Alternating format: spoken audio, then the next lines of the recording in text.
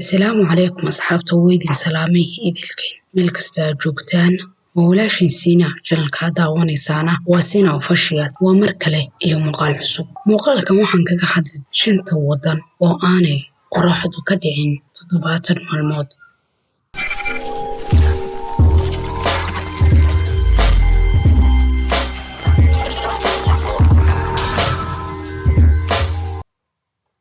waa arrin dad badan ka yaabsanaysa runtii balse dadka wadamada ku nool waa arrin caadi u noqotay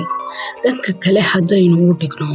waa arrin xiiso gaar ah u leh dalxiisayaasha caalamka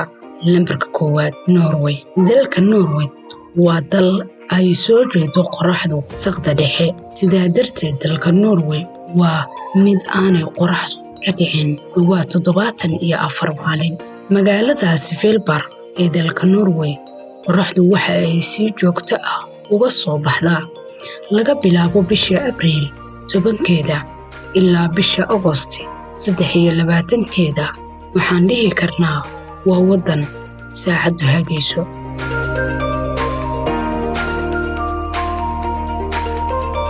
lambar 2 Nunavut waa dhul ku yaala waqooyiga galbeed dalka Canada halkan waxaa ka jira qiyaastii 2 bilood oo cadceed ah 24 saac halka xilliga jiilaalka qiyaastii 30 maalmood oo isku xiga uu mugdi ku jiro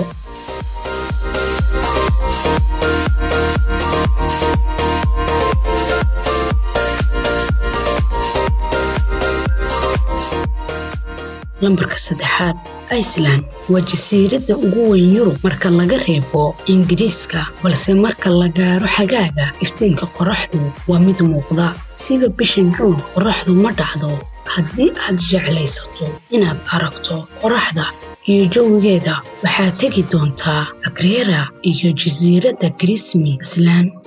Iceland waxay caan ku tahay inaanay lahayn wax kaneeco ah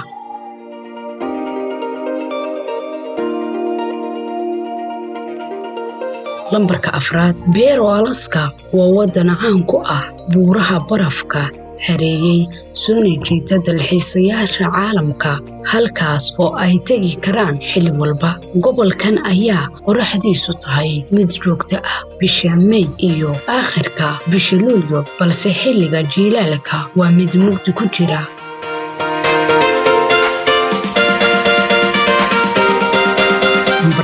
dalka Finland waa wadan laga xiiseeyo ciyaarta barafka sidoo kalena leh harooyin waaweyn iyo jasiirado badan wadanka qaybo ka mid ah waxay qorraxda helaan muddo 70 maalmood ah oo kaliya waa inta xagaaga lagu guda jiray balse jiilaalka wax qorrax ah ma arkaan qorraxdu waxa ay faa'iido u leedahay korriinka ilmaha iyo qofka weynba